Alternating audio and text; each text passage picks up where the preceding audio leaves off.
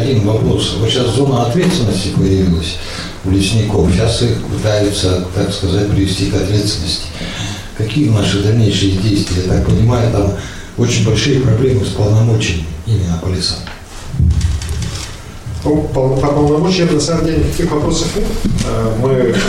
Остается все как есть. Единственное, что, конечно, благодаря сейчас решениям президента по итогам вот наших пожаров, все-таки финансирование наших переданных нам полномочий будет существенно увеличено. Это факт. Сейчас цифры уже предварительные, уже правительство уже рассматривает. И эти цифры по Якутии, они приведут к тому, что мы считаем, что финансирование именно по тушению пожаров будет увеличено раз в 5, наверное, именно по Якутии. Так или нет. Так, это огромные цифры. Это позволит нам увеличить штатную численность, в первую очередь лесоохраны, лесресурсы, увеличить закупки техники для тушения пожаров, ну и в целом создать такие более серьезные боеспособные силы, которые смогут быстрее реагировать на пожары и быстрее их тушить. Это наша главная задача. Вот. Что касается лесников, то, конечно, эти направления мы тоже должны поддерживать. Безусловно, лесохозяйственный комплекс – это же не только тушение пожаров. Это масса разных мероприятий, которые должны проводиться в лесах Якутии, но не проводятся из-за отсутствия финансирования из федерального бюджета на переданные полномочия. По ним мы тоже надеемся, соответствующие решения постепенно будут приниматься, вот, и это финансирование тоже будет увеличиваться. Вот. Уверен, что и по виновности тех или иных лиц по пожарам, конечно, мы разберемся. Есть досужее мнение, к сожалению, оно подогревается коллегами, что ли, в кавычках, международных организаций. Сами читали, что эти пожары в Якутии у нас рукотворные, так, что там 90% пожаров рукотворные, это чуть ли не национальная черта якутов, там этих лесах жить. Читали же, наверное, да? Это вообще бред. Так? У нас, ответственно заявляю, на сегодняшний случай, по сегодняшней ситуации у нас порядка 1600 пожаров за весь период прошло, так, с начала пожароопасного сезона. Из них лишь по 50 можно четко усмотреть человеческий фактор. Вот. По 30 уже люди установлены, по 20 следствие идет, там найдут, не знаю, но понятно, что это там человек виноват. Так? Все остальные, это свыше 90% это сухие козы. Вот. И есть еще другие техногенные причины. Но антропогенный фактор, именно фактор человека, это 50 случаев из 1600. Поэтому, может быть, в других регионах, конечно, большая часть пожаров происходит из-за человеческой безалаберности. У нас они тоже происходят, так? И вот я сейчас как раз хотел бы, пользуясь тем, что столько СМИ сидит, чтобы вы как-то написали про то, чтобы охотничий сезон мы разрешили со вчерашнего дня. Сегодняшнего, да, считайте.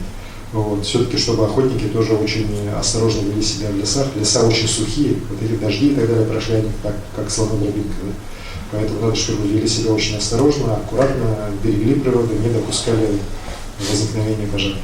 Вот это очень важно для того, чтобы мы в дальнейшем могли отстаивать право наших людей на нормальный охотничий сезон.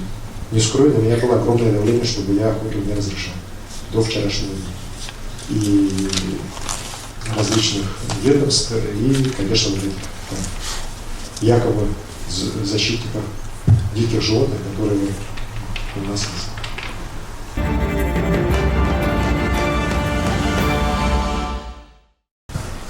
Все мы очень долго ждем, когда с пандемией появится какая-то конкретика, но хочется узнать, как будет развиваться у нас здравоохранение с коррекцией на эту ситуацию в ближайшие годы или в ближайшие дни, месяцы. Коллеги, по ковиду ситуация у нас совсем была неплохая, сейчас она стала хуже. При том, что по базовым показателям, например, по смертности, да, мы одни из последних в стране. У нас с этой точки зрения самый главный показатель мы выдерживаем. Мы сохраняем жизни людей у нас в республике лучше, чем в подавляющем большинстве регионов страны. Мы 75-е, что ли, или там между 80-м и 75-м у нас по смертности. Это очень хороший показатель, это показатель высокого качества нашей медицины, именно по борьбе с ковидом. При этом количество больных у нас все равно значительно. Вот. И причем хочу сказать, что сейчас болезнь у нас ушла в районы, и более того, она уходит в районах в наши поселения, и причем там, где мало вакцинированных, там, конечно, результаты хуже всего. Вот приходят в деревню, где 20% вакцинированных, все, в этой деревне там один человек заболевает, за ним заболевает там уже десятки людей. И, к сожалению, как раз так, как из малых населенных пунктов эвакуировать всегда сложнее, вот там у нас как раз и тяжелые случаи часто встречаются. Это вообще трагедия, так? Мы никак не можем вот эту волну недоверия к вакцине пока преодолеть до конца в некоторых районах. И вот там, где вот это просто вот уже работает как там, где маленькая вакцинация, там у нас больше всего проблем. Вот просто список у оперативного штаба есть, где хуже вакцинация. Да? У нас же по стране поставлена задача 80% взрослого населения должно быть вакцинировано. У нас сейчас по республике мы вышли где-то на 75%. Это один из лучших показателей в стране. Мы 8-е в стране по этому показателю. Но вместе с тем, вот я не могу говорить, что у нас все хорошо, потому что есть районы, где 55%. Вот Намский район, рядом с городом у него 55%. Но я просто вот вчера Клаве тоже выговаривал, ну, вы же просто доиграетесь. И судя по всему, как раз они начинают доигрываться, там уже вот кривая болезнь ползет вверх. Вот. Это вот просто вопрос жизни и смерти, а люди как-то все относятся, что это так просто. У нас же вот этот новый штамм, он же гораздо более заразный. Если раньше один больной ковидом заражал там одного, двух, ну, максимум 3 человека, сейчас 10-15 человек от одного человека заражается. Вот. Ну и то, что стали дети серьезнее болеть, тогда тоже уже факт очевиден. Сейчас я понимаю, что это очень серьезно, потому что у нас дети стали болеть, и болеть начали тяжело уже. И понятно, что эти последствия для организма потом скажутся. Это на самом деле не шутка. Эта болезнь с нами останется надолго, судя по всему. Она будет еще мутировать.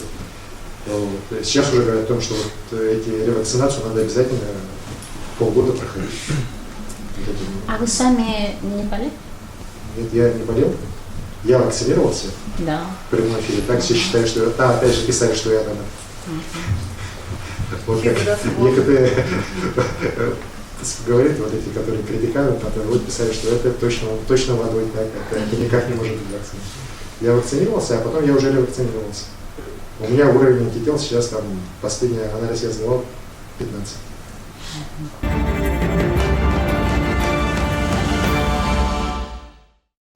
Всех интересует. Это касается указа, который я подписал 8 числа на заседании прямо Якутской городской думы о развитии города Якутска, столицы Республики Саха-Якутия на период 1932 года. Это очень важный документ, мы его на самом деле готовили, вот считайте, с декабря прошлого года. И самые разные варианты. Это, вот я подписал, по-моему, то ли 10-й, то ли 11-й вариант этого указа. Последние дни я уже сам черкал. И вот я Евгений смеялся, говорю, не поверишь, впервые в жизни, вот я выступал в 10 часов, в 9:30 я отправил указ, который должен подписывать буквально сейчас. Да? Потому что на самом деле я считаю, что главной задачей, которая это указом сформулирована, главной задачей является то, что Якутск в 1932 году должен стать лучшим городом в мире на вечной мерзлоте. Абсолютно понятная и ясная задача. Мы не можем стать лучшим городом в мире, да? Потому что у нас есть природные климатические условия, от которых мы никуда не денемся. Вот. Но на вечной мерзлоте я уверен, что мы можем стать. Мы уже стали самым крупным в мире городом на вечной мерзлоте. Сейчас наша задача стать лучше. Для этого, конечно же, во главу угла мы должны поставить счастье и благополучие людей, которые здесь живут. Чтобы не просто там построить, у меня вот первый вариант указа сохранился там, построить столько квадратных метров жилья, построить тот объект, этот объект, столько, там улицу сделать, там улицу сделать. Ну, абсолютно наш обычный привычный подход. Мы его поменяли. Он сейчас, если вы его прочитали, он совсем сформулирован по-другому. Это такой, знаете, целевой указ. Он как раз о том, что мы должны сделать, чтобы люди здесь жили счастливо. Вот. Это же касается не просто вот этих квадратных метров. Это вот как раз городская среда, это возможности для развития детей, это возможности для развития бизнеса, это безопасность жизни в городе, это экология города, это снижение вот выбросов. Вот. вот, которые у нас есть, автомобильных, в том числе, обеспыливание города, зеленые зоны, правильное формирование городской среды и архитектурной, и градостроительной, применение современных технологий в строительстве. Все это вот в указ мы постарались вложить. И здесь, конечно же, надо, чтобы каждый, кто будет реализовывать указ, проникся не просто вот так, то есть, ну, как какой-то документ, а именно пропустил через себя. Уверен, у нас все получится. Потому что по-другому нельзя, и без развития Якутска развитие республики невозможно. У нас здесь весь научный, образовательный, культурный потенциал собран. Здесь у нас крупнейшая база здравоохранения, самый большой человеческий капитал у нас здесь. У нас здесь Северо-Восточный федеральный университет, градообразующее предприятие Якутска и в целом такое, знаете, важнейшее научно-образовательное учреждение всего Северо-Востока. И мы это все должны использовать. И мы должны это развивать и наш город. Еще раз говорю, очень важный, один из самых, наверное, важных документов, который я на посту главы подписал, и очень надеюсь, что он будет полностью нами реализован.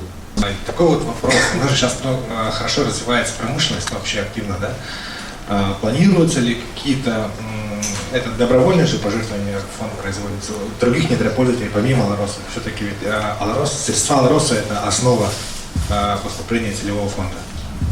Спасибо. Ну, здесь я что хочу сказать. У нас сегодня уже многие недропользователи именно через целевой фонд будущих поколений помогают нашей республике.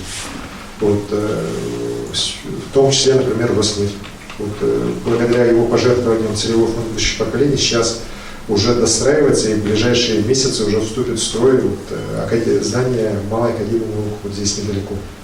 Абсолютно тоже современное научно-образовательное учреждение для наших школьников, которое тоже, на мой взгляд, поднимет уровень в целом работы с одаренными детьми в нашей республике на очень высокий уровень. Поэтому мы работаем, и, конечно, вы правильно говорите, фонд будущих поколений – это как раз та структура, которая в современных условиях она очень востребована. И у него очень хорошая, высокая репутация новая. И компании, вот такие, в том числе как Алроса, вот, Роснефть, предпочитают работать только с ними.